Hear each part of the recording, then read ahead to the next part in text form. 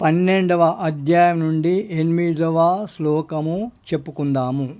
ఈ శ్లోకాన్ని 4 చరణాలుగా విభజించి ఒక్కొక్క చరణము 3 సార్లు చెప్తుంటాను, మీరు పలుకుతుండాలి.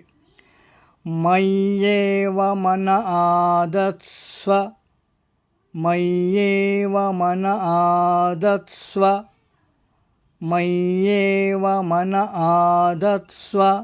రెండవ చరణం మయి బుద్ధిం నివేశయ, మయి బుద్ధిం నివేశయ, మయి బుద్ధిం నివేశయ. ఇప్పుడు మూడవ చరణం నివసిష్యసి మయ్యేవ, నివసిష్యసి మయ్యేవ, నివసిష్యసి మయ్యేవ. నాలుగవ చరణం అత ఊర్ధ్వం న సంశయః, అత ఊర్ధ్వం న సంశయః, అత ఊర్ధ్వం న సంశయః. ఇప్పుడు ఈ శ్లోకాన్ని 2గా విభజించి మొదటి లైన్ 3 సార్లు.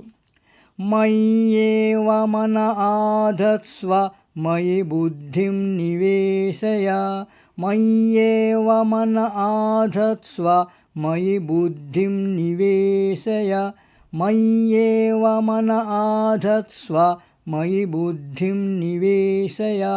ఇప్పుడు రెండవ లైన్ 3 సార్లు. నివసిష్యసి మయ్యేవ అత ఊర్ధ్వం న సంశయః, నివసిష్యసి మయ్యేవ అత ఊర్ధ్వం న సంశయః, నివసిష్యసి మయ్యేవ అత ఊర్ధ్వం న సంశయః. ఇప్పుడు పూర్తి శ్లోకము 3 సార్లు. మయ్యేవ మన ఆధత్స్వ, మయి బుద్ధిం నివేశయ, నివసిష్యసి మయ్యేవ అత ఊర్ధ్వం న సంశయః, మయ్యేవ మన ఆధత్స్వ, మయి బుద్ధిం నివేశయ, నివసిష్యసి మయ్యేవ అత ఊర్ధ్వం న సంశయః. మయ్యేవ మన ఆధత్స్వ, మయి బుద్ధిం నివేశయ, నివసిష్యసి మయ్యేవ అత ఊర్ధ్వం న సంశయః.